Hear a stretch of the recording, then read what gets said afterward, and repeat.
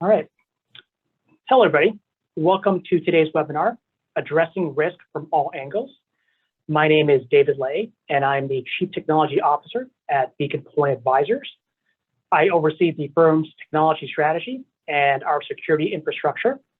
I've been with Beacon Pointe for 7 years and have 21 years of industry experience.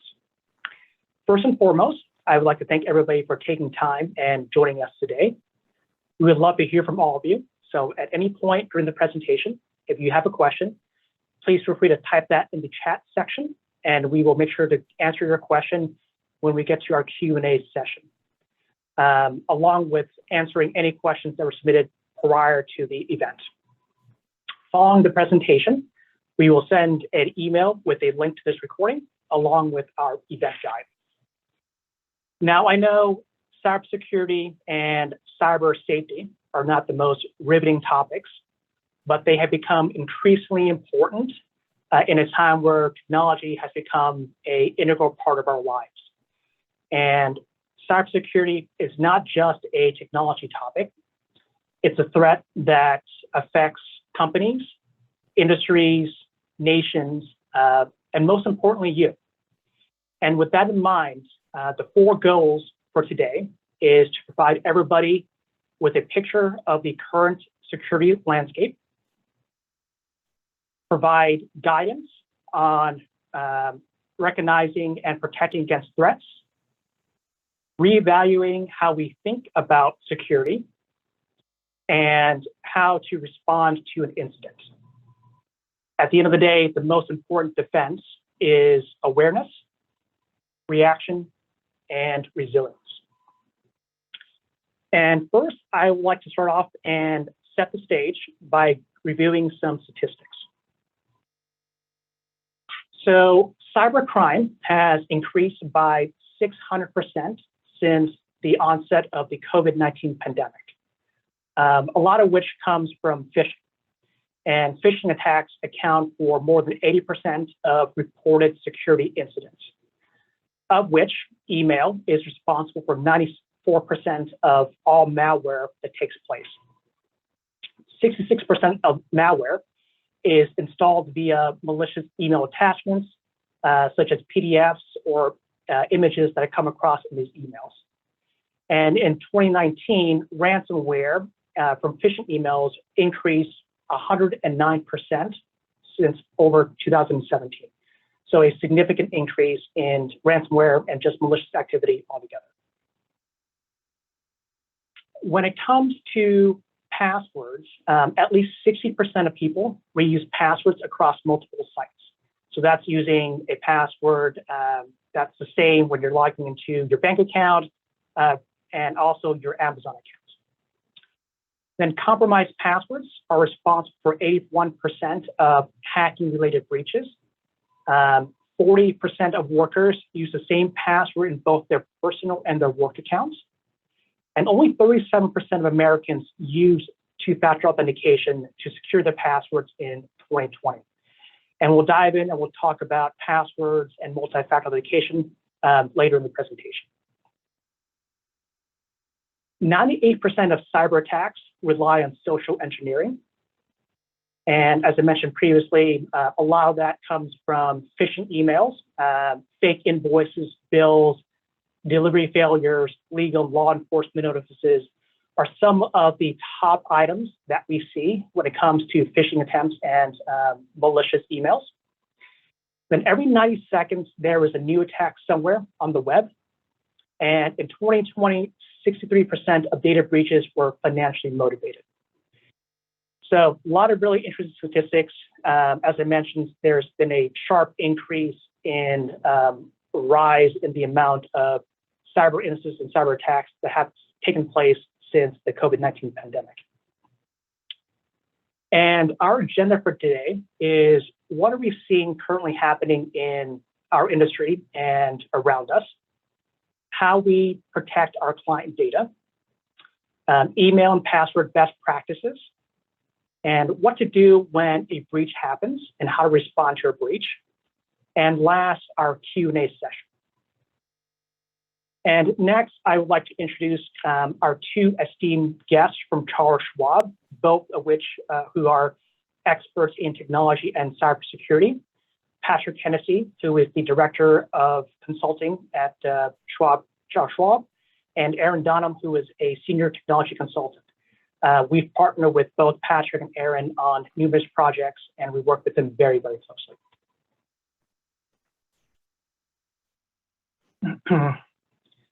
So what are we seeing in the industry today? First, I like to start off and give everybody a sense of the kind of attacks that we're seeing and how these threats have evolved over time.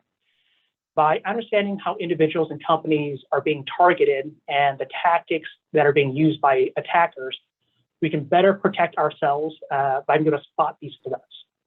As I previously mentioned, cybersecurity is a huge topic that affects everybody across the world.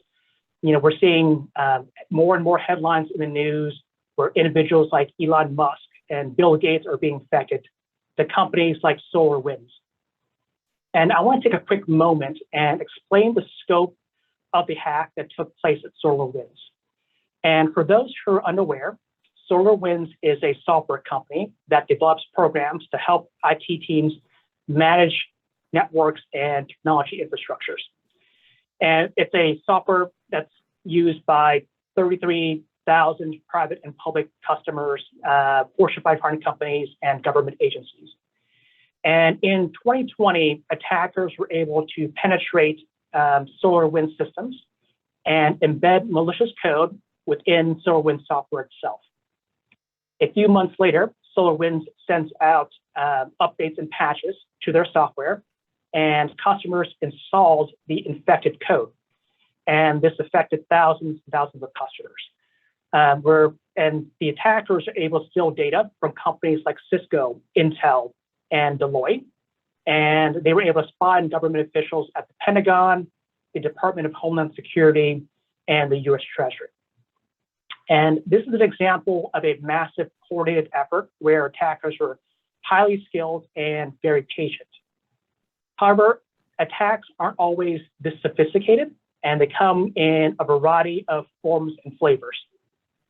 Patrick and Aaron, what types of attacks has Schwab and both of you personally seen over the last year that are specific to our industry and how it may affect our users and clients?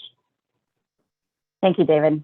So thank you first to you and your team at Beacon Pointe for inviting us to be here today. We're so thankful that you recognize this is such an important topic for you and your clients, because as you said, we're better able to protect our data, our privacy, and ultimately our assets when we're more aware. We've got wonderful attendance for today for a Thursday morning, and we really want to tailor our discussion directly to what's top of mind for all of you. So please do use that feature, that Q&A and that chat feature that David mentioned. To address your question, David, and to start us off, we're seeing that fraudsters are more organized, they're more motivated, and they're more connected than ever before. For example, in years past, if a cyber criminal gained access to your email account, you'd find out pretty quickly because they would spam your entire contact list with a phishing email, making it obvious that a compromise had occurred. Nowadays, they lurk in compromised email. They hide their tracks while they're there, and they look for a better opportunity to take advantage of. For example, an email exchange between your client and their advisor. So one way to put it, Aaron, is that cyber criminals today are simply more patient, more sophisticated, and as a result, unfortunately, more harmful. We're seeing that the damage they're able to do is greater, and we're seeing the dollar amounts that are compromised or stolen increasing. And, you know, David, the statistics you put up on the screen at the start are fascinating, and they're somewhat discouraging. I mean, and to add to what you included about ransomware, you know, it seems to have gotten more prevalent, and it's always hard to tell, right? Some of the statistics are hard to keep track of, but just in terms of what we're seeing, ransomware seems to have gotten more prevalent. Certainly Exhibit A is the disruption a few months ago of the fuel pipeline back east. And for those of you who may not be familiar with ransomware, you know, these cases typically involve a criminal who gains control of a company's or a person's computer and the data on it and locks that data with encryption, and only the criminal can unlock it. So they ask for a ransom, and when that ransom's paid, then they'll typically provide the key for the victim to unlock their data. But sometimes it's not about keeping someone's data if they refuse to pay, but it could be about threatening to expose sensitive information if the victim doesn't pay up. At the same time that the pipeline ransomware was occurring, the DC Police Department was facing something very similar, but in that case, it was about exposing information. In fact, criminals started publishing sensitive personnel information about police officers. And then in one Scandinavian country, to make it worse, a criminal stole sensitive mental health records. And here the twist was, rather than just going to the hospital or the healthcare organization that held these records and asking for a ransom, when that didn't work, they actually went to the individuals whose records they had, because they had name, contact information, not to mention their mental health problems. So they went out to these individuals and asked for a smaller dollar amount, maybe $70 or $100 each, not to publish these records on the internet. So, we're seeing all sorts of things. To shift gears a little bit, about a month ago, when Aaron and I were having another one of these conversations, there had just been discovered a zero-click iPhone exploit. Now, let me explain that, because we hear a lot about zero-day exploits. This was a zero-click exploit. So what that means is that, and I imagine we have a lot of Apple customers in the audience, myself included, and this zero-click exploit was particularly malicious because you didn't have to click on anything. And the way it would work is you would get an SMS text message into your phone. And typically, with ransomware, with phishing, with any sort of malware delivery, you have to do something. You have to click on a link or open an attachment. What made this bad was you didn't have to do anything except receive the message. Now, that forced Apple to push out an update as soon as they were able to fix it. So I remember getting the update to my phone on a Monday or maybe even a Sunday evening. Typically, they release patches on Tuesdays. So I knew something was off and something was very serious. The upside, though, this was probably a very targeted type of attack. And if you're not working for a spy agency somewhere, you probably weren't the target. But it just goes to show what's possible. And that's just a sampling of what we're up against. I know that, as Aaron and I were comparing notes heading into today's session, not another zero-click, but in this case, another zero-day exploit was kind of making the rounds with regards to Apple and their iOS 15. So anyway, just kind of a lot of examples to help set the stage and bring to life some of those statistics you shared. I look forward to shifting into the part of the conversation where we can talk about what we do about all this. But perhaps before we do that, David, I could turn it around to you. We know that you were recently named CTO of the Year by wealthmanagement.com, and I'd love to hear from you. And I think the audience would enjoy knowing what you are doing at Beacon Pointe to protect client information. Yeah. So our approach to security is actually very similar to my approach to cold weather, and that's to use lots of layers, right, for protection. And the analogy that I like to use when describing our security posture is, if you think about client data as jewelry, it's very precious and very important, and we want to make sure that we protect it. And starting off, we take the jewelry and we place it inside a jewelry box. But we're not just dumping all the jewelry inside the jewelry box. We're separating out that data. So all the costume jewelry goes into one drawer, all the diamond rings go into a different drawer. And we're making sure that we're keeping sensitive data separated from regular data. And then once all of the jewelry is inside the jewelry box, we're going to shut the lid and we're going to lock it. And essentially that means is that we're going to encrypt your data when it's at rest and when it's at transit. And then we're going to take that jewelry box and we're going to put it inside a safe. And there's different types of safes that exist. Some safes use a combination code to get in, and some safes use a key to get in. And the safe that we use utilizes both a key and a code. And that refers to our multi-factor authentication layer for all of our users. So in order for our internal users to access that client data, they have to go through a multi-factor authentication process in order to gain information or gain access to that information. Next, we're going to take that safe and we're going to put it inside the back of the bedroom closet upstairs. So we're not just leaving the safe out in the open where people can see it. We're hiding that away, so it makes it more difficult for attackers to identify where the information is stored. Next, we're going to take a look at the locks and around locks at our doors and our windows to make sure that all entry points inside our house are secure. So thinking about that, we're providing privileged access to our users to access our network and our information. And if we have a consultant working with us, that's similar to working with a gardener.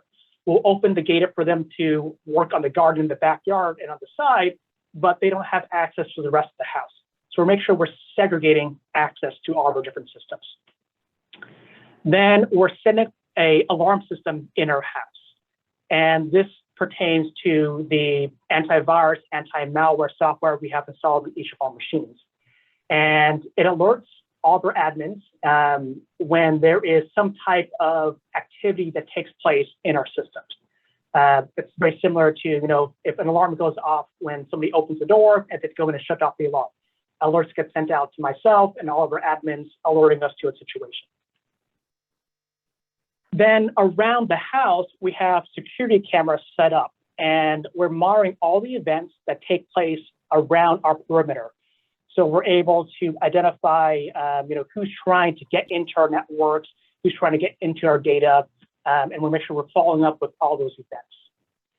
Next, you think about, how to get from our driveway or our sidewalk to the front door. Today, it's a straight path that we use to get from the sidewalk to the front door. But tomorrow, it may be a different path to get from the sidewalk to the front door. And what I mean by that is we use artificial intelligence and machine learning to understand user behavior and adapt the entry points, entryways into our house every single day to make it a little bit different so that attacks can be harder to implement. Next, we've built a very high wall around our home, and we have some barbed wire at the top to make it difficult for attackers to scale our walls. And this is essentially us using enterprise-grade firewalls that are used by Fortune 500 companies, government agencies, to make getting access to your house much, much more difficult. And then around that wall, we built a moat. And this is going back to the security parameters that we implemented. So for example, users from outside the US cannot access any of our, cannot ping any of our websites or our networks, and they're immediately blocked and shut down. Just another level of deterrence to prevent attackers from attacking us. And then just for good measure, we have a security company patrolling our perimeter with patrol cars. So we partner with CrowdStrike, who is a prominent industry leader in security, and they monitor all of our networks, all of our endpoints 24/7, and they help, they work with us very closely, and they help us respond to threats as they come up in real time. And these are the layers that we set up to protect our client data. But at the end of the day, probably the two most important things when it comes to protecting client data is culture and user awareness and training. And compliance and security is very ingrained in our culture at the firm. And we always endeavor to have a very strong security posture. And in regards to training, we provide user training on a very regular basis. On a weekly basis, we task all our users with fake phishing emails and attempts. And we're making sure that our users can spot malicious emails as they come in and report that to us. So those are some things that we've done on the internal side to protect client data. On the flip side, with our client portals, through Tamarack or to the Beacon Pointe client portal and through eMoney, those are set up to use very secure encryption methods. They're set up to use dual-factor authentication, multi-factor authentication, and those are set up to make it very difficult for somebody to gain access to client accounts. So they're very well postured in that sense. Terrific analogies. You're clearly doing a lot, but I love how you summed it up, because it's not just a technology topic, right? I mean, there's some high tech protective measures you can take that are part of those many layers, but there's also a low tech element. There's training and awareness that is just so important. And I think some of that will come out as we discuss more about, well, what can we all do about this? One thing I would add, though, I mean, there's so much that you mentioned, David, and it's impressive that, you know, it might seem dizzying to people, like, you know, how do you keep track of it all? And I would point to something that we've done together, and appreciate, you know, like Aaron said, our opportunity to be here with you in partnership with Beacon Pointe, and to be able to have a conversation with your clients. Our partnership, you know, goes back a while, and we've done some work together using a cybersecurity assessment that is really an industry standard. And it helps us organize these many layers, because it can seem like a lot to keep track of. And to some degree, cybersecurity can seem like a game of whack-a-mole. You know, what are the criminals going to do next, and how do we stay one step ahead of them?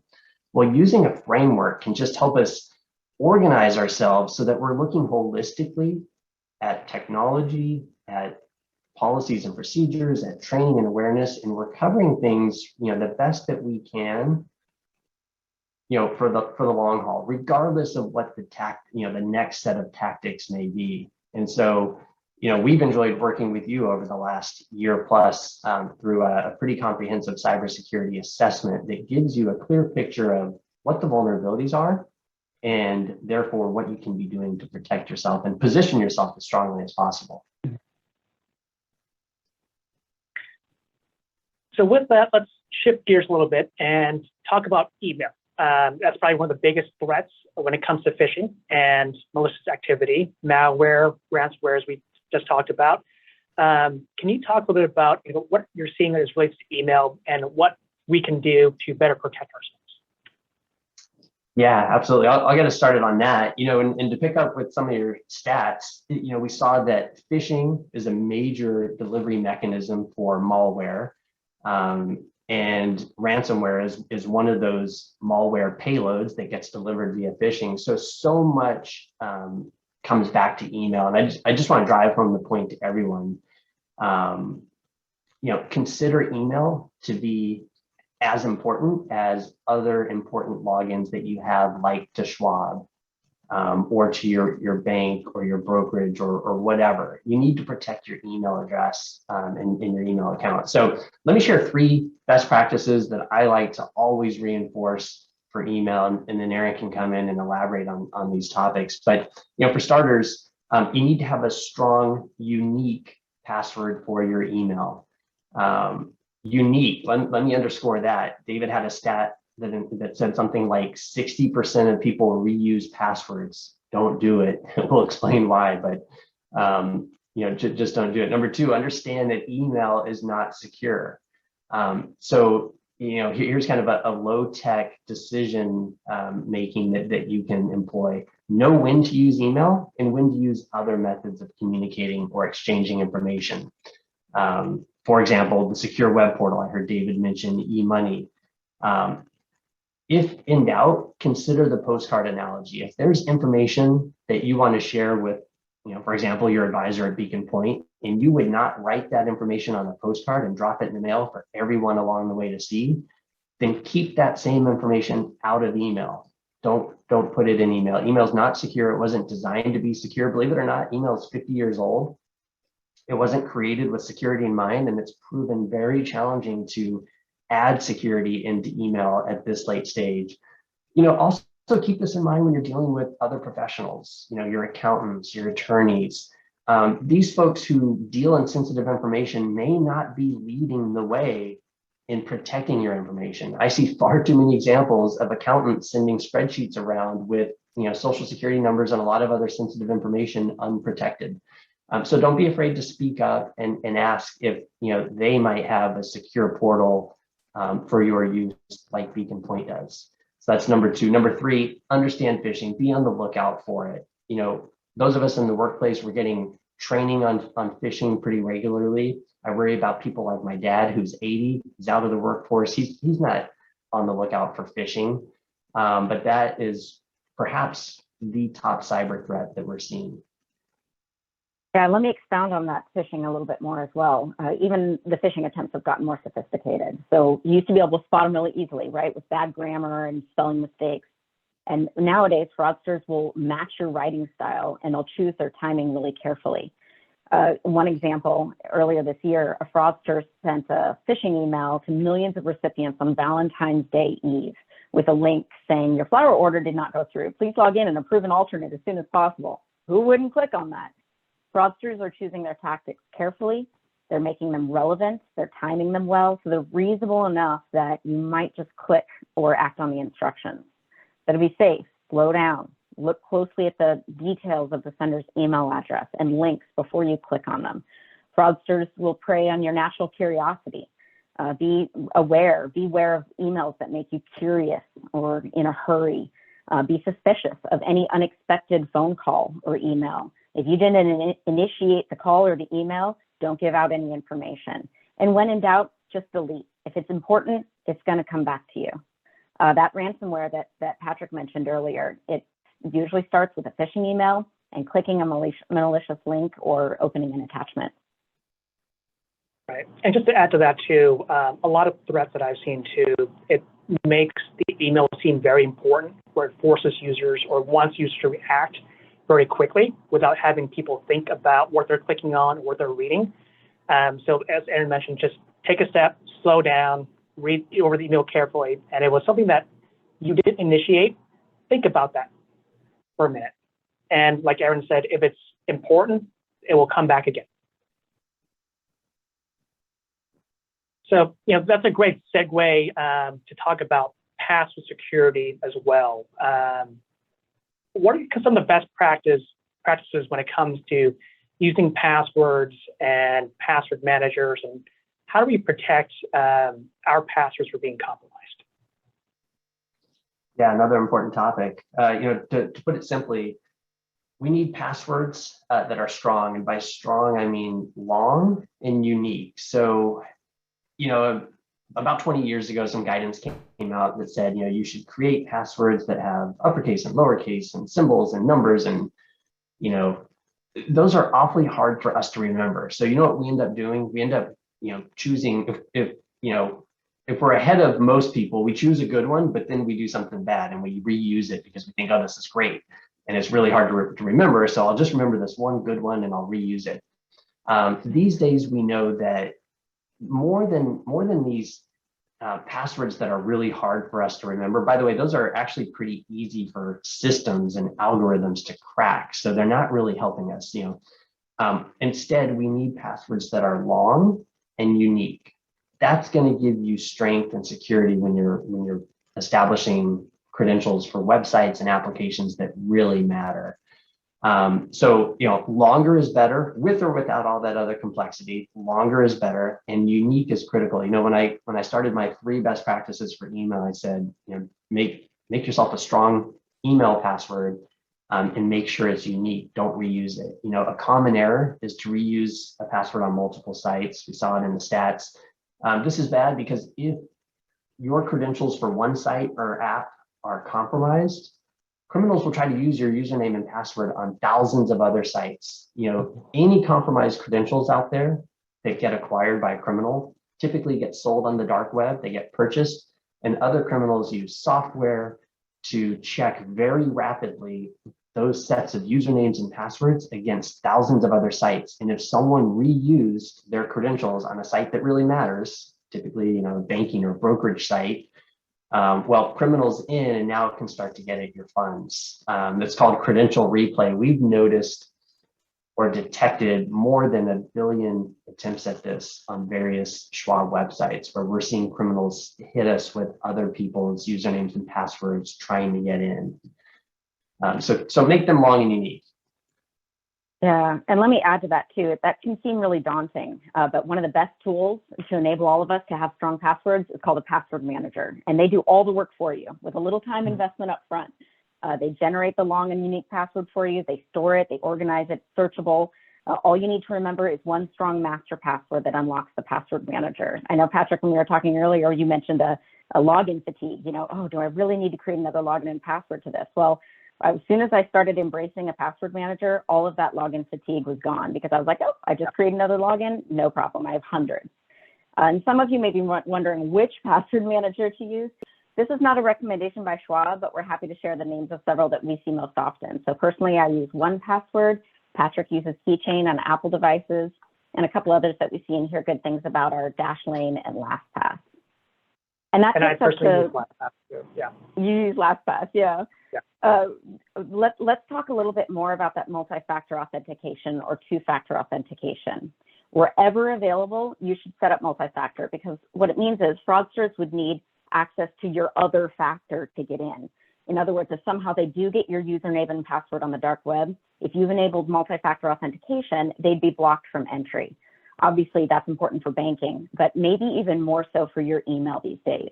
I know even Google is requiring YouTube creators who monetize their channels to turn on two-factor for their Google accounts by November 1st. So even they recognize how important it is. That combination of a strong, unique password like Patrick described and a multi-factor authentication should give you confidence that you're doing the best that you can to protect yourself when it comes to credentials. Right. I mean, I personally have gone so far as, setting up two-factor authentication on my Amazon account. Just adding that level of security just gives me a lot of peace of mind. And Aaron, quick question for you. So are all multi-factor authentications created equal? I mean, talking about, SMS text messaging for, authenticate, it's really the passcode versus having an app on your cell phone. Yeah, so I think the more important is setting it up. You're right, there are text message notifications, there are authenticators, there's physical hardware like a YubiKey, there's biometric, there's information, what you know. What's more important at this point is setting it up for every login that you can, regardless of the method. Yes, there are some SIM swapping and some ways that fraudsters can get around text message notification and things like that. But going back to your stat, the fact that only 20 or 30% of people even have multi-factor set up really is what we're trying to address here. We want to see that number at 80 or 90%, regardless of the method. Go ahead, Patrick. Yeah, let me jump in. Aaron, you're absolutely right. I mean, the message is set up two-factor or multi-factor, and let's rise above some of the security researchers, arguing about which is the best multi-factor to use. But here's another thing, that we're seeing, and it almost goes without saying, but then it needs to be said. If you are receiving a two-factor or a multi-factor notice, let's say on your phone, whether it's a push notification that you need to swipe on in order to authenticate, or if you are getting a text message that requires you to hit number 1 or 2 or yes or no, just make sure that you actually initiated some action that resulted in that notification to you, because we're seeing reports now out of companies that have employed two-factor authentication where people are getting notifications and they were just told by IT, this is how you get into your account. You'll get a notification. So just swipe, to say yes.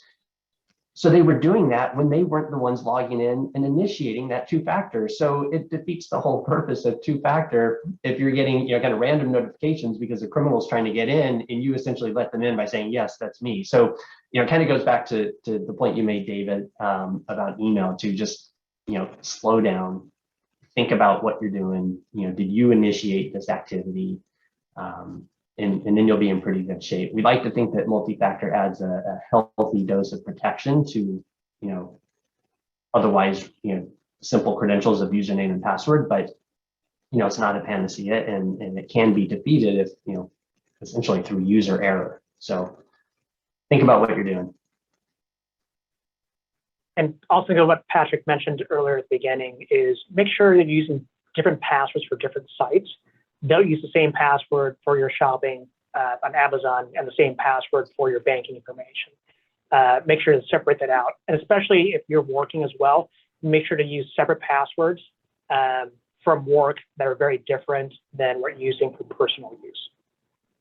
And a quick example of kind of a hack that took place is the Colonial Pipeline which is one of the largest fuel pipelines in the US.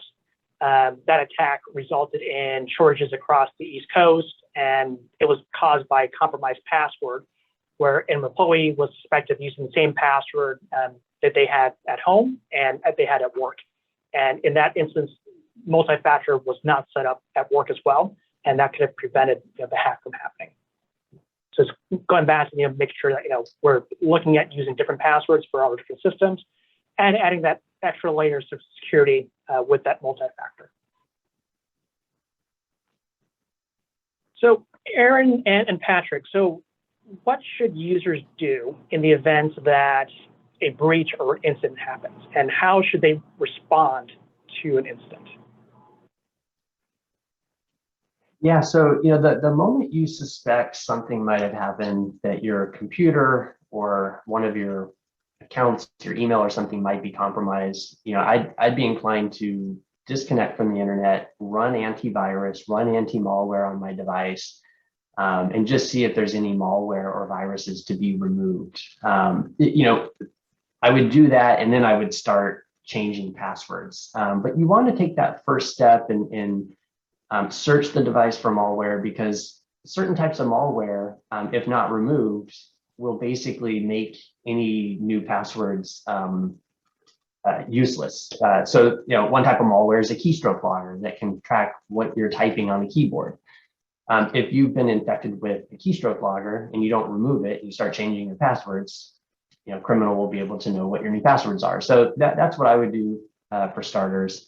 I would certainly then start changing the important passwords, my email password, perhaps even the password on my home network, other important accounts. And, often the way malware is delivered is via email, via those phishing emails. And so I would look really closely at my email account, and I would look for activity that doesn't look like I generated it. And Yeah.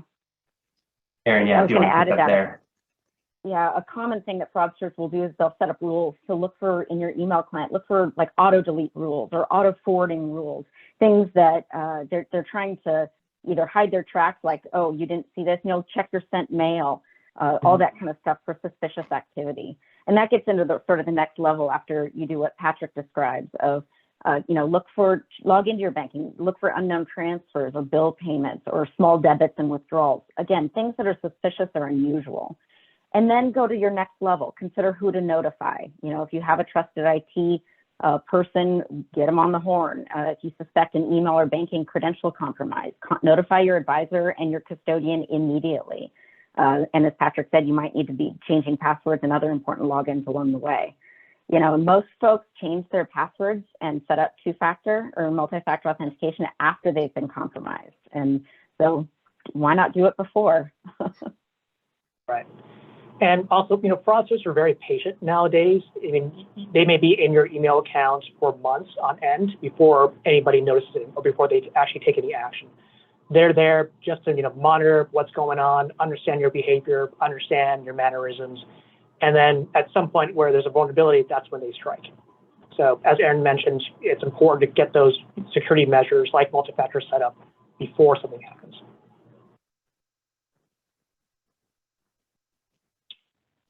All right. So aside from those responses to breaches, anything else that users can do to better protect their current situation? Anything else that you would recommend that they potentially implement for security?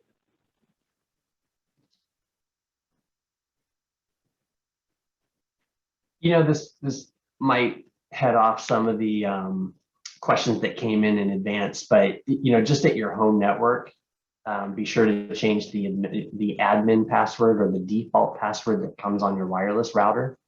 Many times people just plug in a new router and don't think twice about it. They might set up a network, and that network might have a password, but there's an admin password on the device itself, and those admin passwords typically are published in the user guide for these devices. And guess what? Those manuals are available as PDFs all over the internet. So if someone knows what model you have, which actually is not that hard to figure out. It's often part of your network name that they can get into your router. So change the default passwords.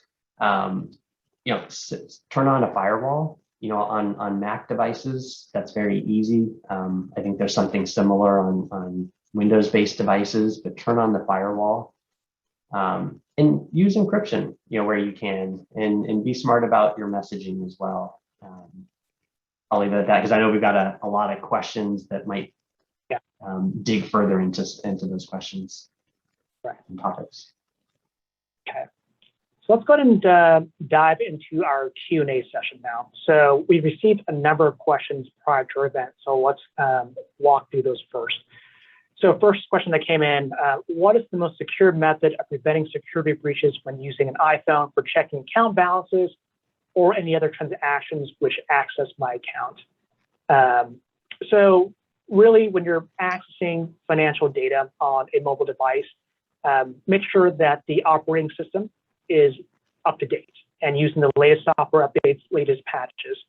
The way that apps are designed, especially for financial institutions, they're meant to be very secure. They use encrypted communications, and that's all protected. But if there is an exploit on your phone and the latest security software is not up to date, then somebody can go in and, for example, take a look at what you're typing in for a password when you're logging in, and they can potentially steal that information and use it to log into your financial institution itself. So just make sure that your device is up to date and use password managers on the device.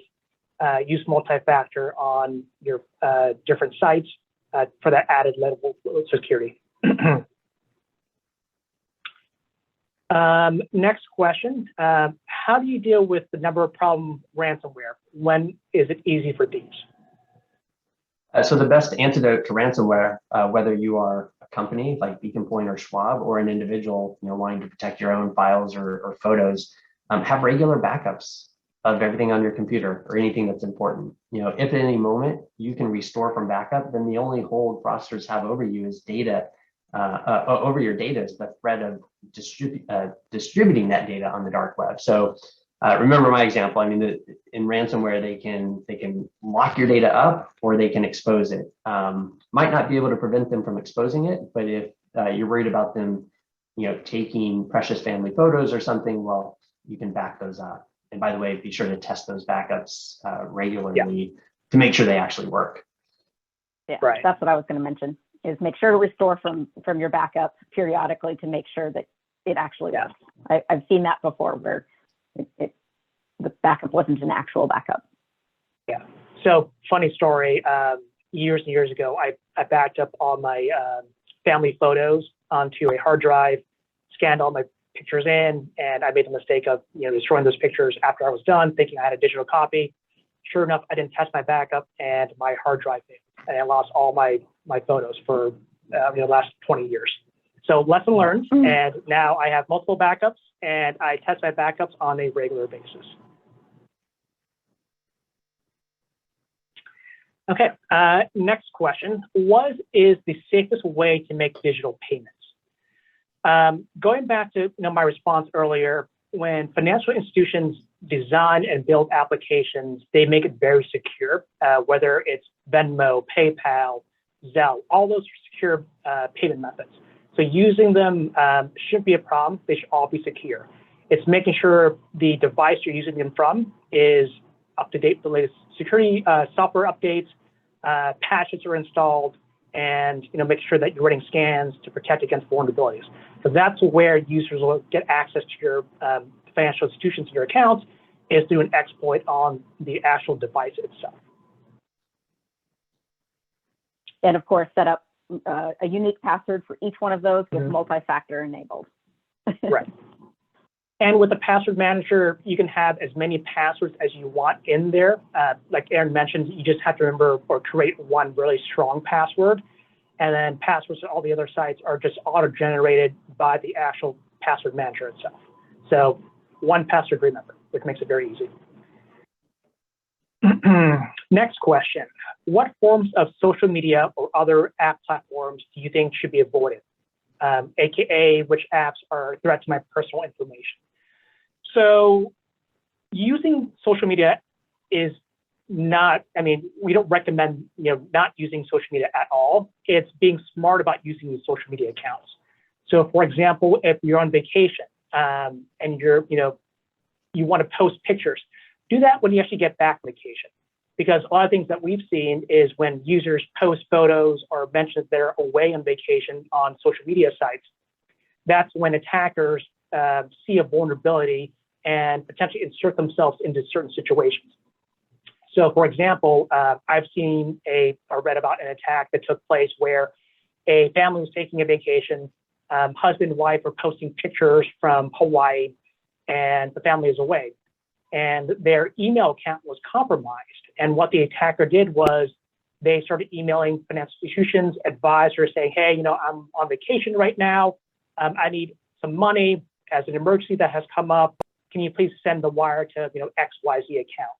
And that's an easy way for you fraudsters to know when you're available and to take advantage of the situation.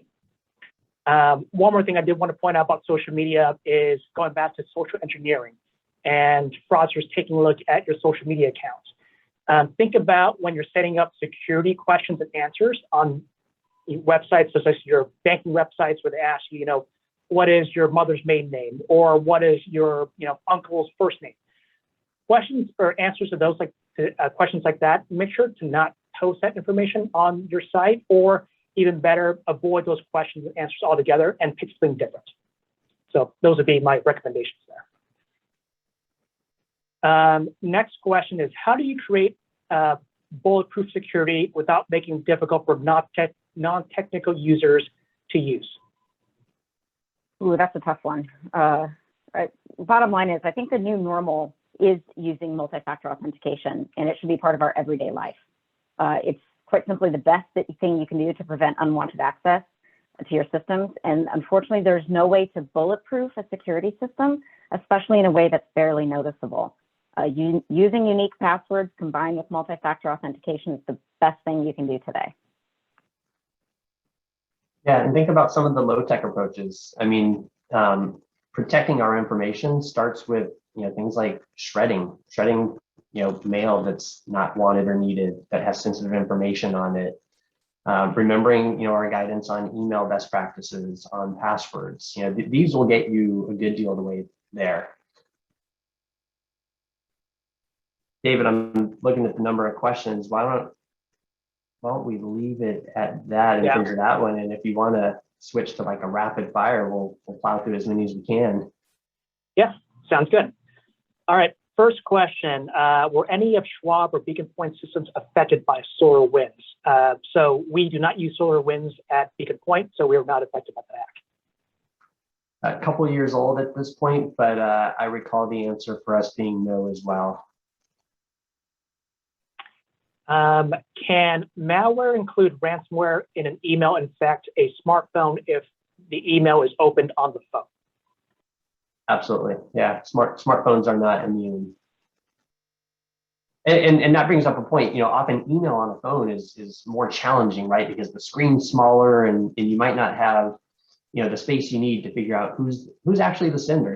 Is this email spoofed, or is this really that person I know? So the guidance around being more thoughtful, pause for a moment, think about what you're doing, probably applies even more on a smaller mobile device when you're on the go and you've got a small screen. Right. Next question, how often should I change my passwords throughout all my accounts? And also, how safe is it to use facial ID on my phone? Erin, if you want, I'll take this one. I've got strong feelings on password change frequency. So the guidance used to be, something like every 3 months or every 6 months. Kind of like when the guidance around those complex passwords was thrown out in favor of long, unique passwords, the guidance changed to really be how I operate, which is change that, pick good passwords that are unique and change them infrequently. Change them when you think that they might have been compromised, or maybe that's something like every year or every other year. You really shouldn't have to do it that often if you've got strong, long, unique passwords to begin with. And what was the other part of that question, David? Is it safe to use facial ID? Oh, facial ID, yeah. I'm someone who's skeptical about biometrics. or at least slow going when it comes to biometrics, because you can't change your face or your iris, right? So if they're compromised, you're kind of up a creek. What I like about facial ID on the iPhone is that it happens on the phone. So there's it's local to your device. So when I'm logging into my Schwab account, for example, I use Face ID. Schwab doesn't have my facial biometrics. That's all Apple doing the work, and it's doing it on my device. So I got really comfortable with that as both a convenient and a secure means for authenticating. Next question, are you going to enforce multi-factor authentication? So at Beacon Pointe, we do use multi-factor authentication across all of our platforms.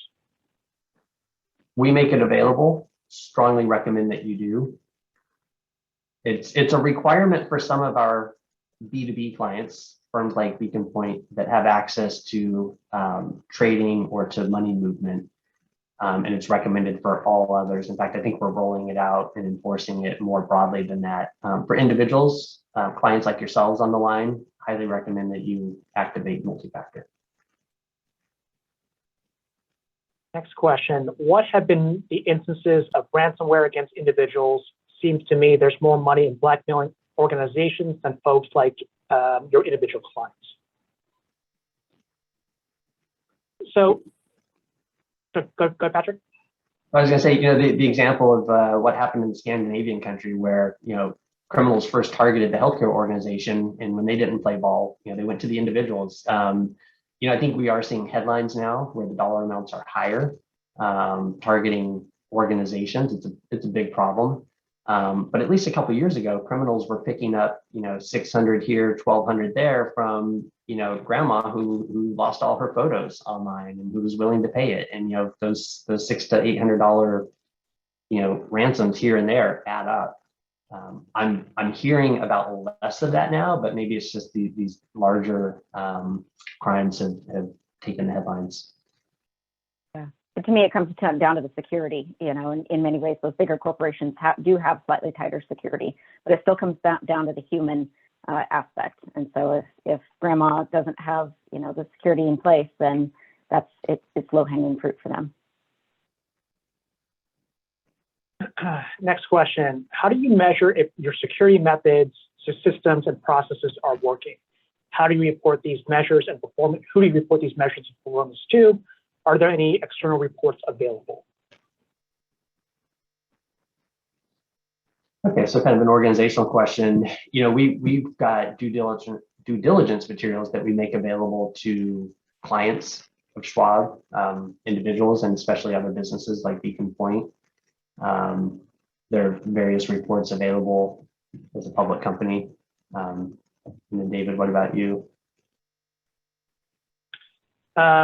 Same thing, as mentioned earlier, as part of or following this presentation, we'll send out our event guide with additional resources there that users can take a look at as well. I'd also like to recommend for Schwab is your custodian, if you go to schwab.com/Schwab Safe, it's got some great resources on what we do, as well as additional things that you as clients can do.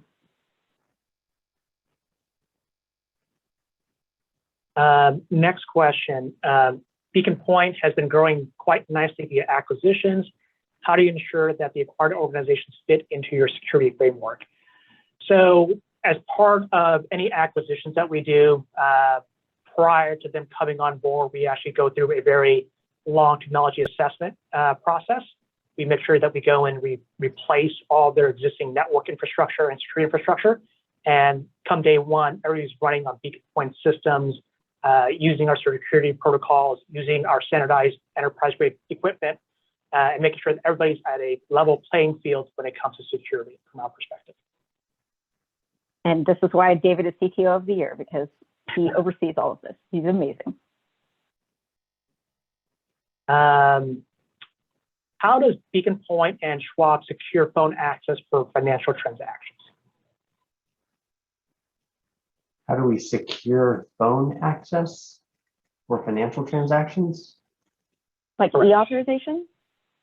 I believe it's talking about e-authorization, how that's secure when that's being done.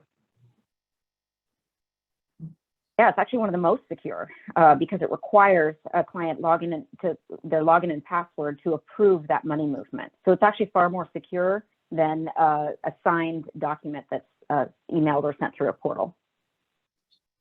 And I think, yeah, maybe the gist here is clients logging into the mobile app and affecting transactions in lieu of, say, I don't know, calling or using the website on a regular computer.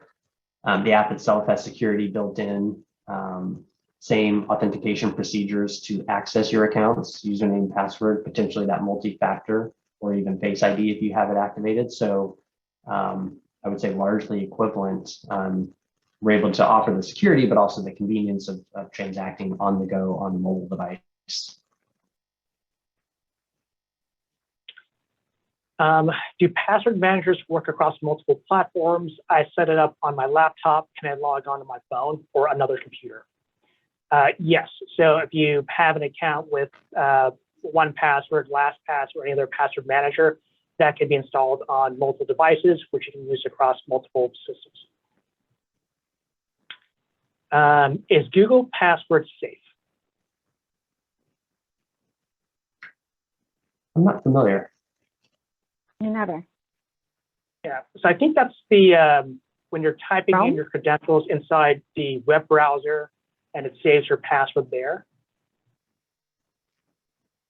I think that's more, I wouldn't necessarily call that it's not necessarily a password manager per se, it's just saving your credentials to make logins a little bit easier the next time you log into a website.